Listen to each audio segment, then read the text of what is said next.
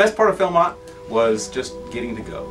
I've heard about Philmont for years and years and years, and always wondered what it was like, and I've heard it was wonderful and fantastic, and I got to go there, and it really was.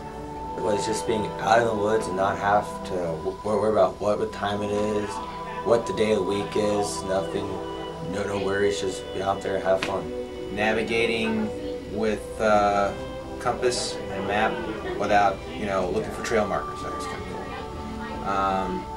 I would have to say the hike up Mount Baldy was really cool. Going up the face, the north face, not the south face, the north face. I really enjoyed the scenery, how it changed all the time. Every day we saw different stuff. There was a lot of wildlife. A camp called Poblano. They had a music thing there, and that was a lot of fun. And then the next day, we got to go up on the porch of this building and kind of had like a, like an unplugged session. It was really cool. A couple people got to play instruments.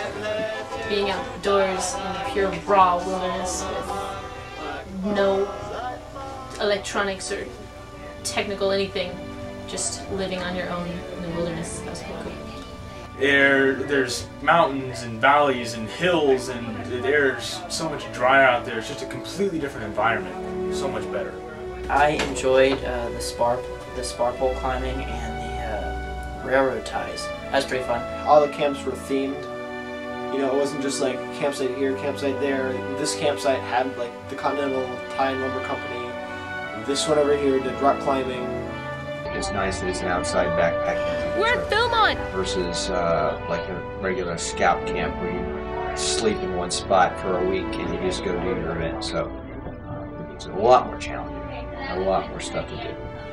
Looking back over the mountains that we hiked over and doing 70 miles, that was, you just don't do that in a regular scout camp.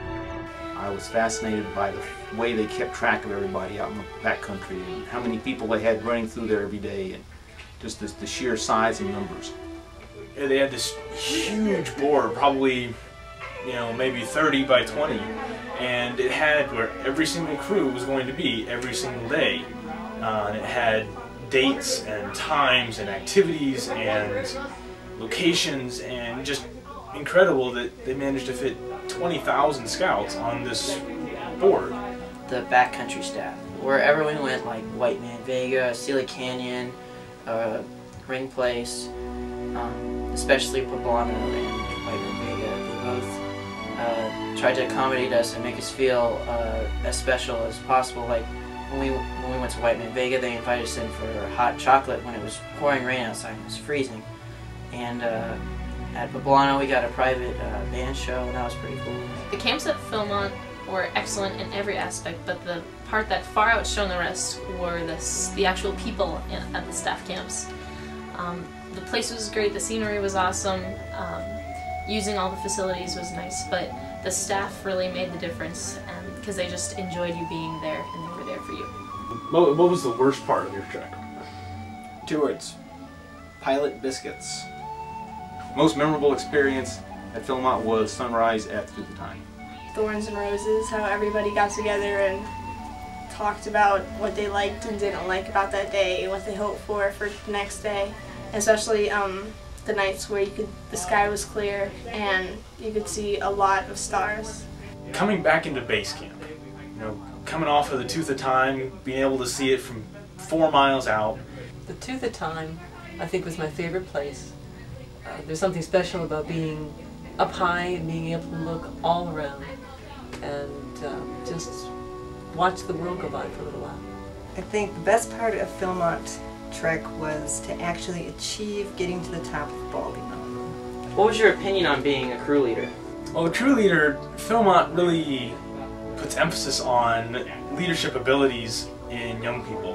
And with the various ceremonies that they did with the American flag and how the crew leader got to do, all these extra things, but at the same time had so much more responsibility. Before I went, I didn't realize the complete extent to what I'd be doing at Philmont. They explained a lot before we set out on our trek, and I worked really closely with the ranger, so he explained exactly what I was supposed to do. Just had to make sure that the crew was the crew was going fairly well. They weren't, you know, having huge fights with each other, and making sure that we got to places on time, making sure that food got cooked and dishes cleaned and camp set up. It was interesting to be issuing orders to people, but it was even more interesting to watch them being carried out. If you could go back to Philmont tomorrow, would you? Absolutely, because I think it was a really good experience and I got a lot closer to my friends. I'm going back in 3 years so I can be staff member, so. Of course. I would definitely go back to Philmont tomorrow. Yes, I would go back to Philmont tomorrow because it's more fun than working here. I would go back to Philmont tomorrow right away, even if I didn't have anything ready. So I would love to go back just because it's a fantastic once-in-a-lifetime opportunity, and it'd be great to do it twice. Philmont, I would suggest to anybody to go. The adventure is wonderful, and yes, if I had the opportunity, I would go back again.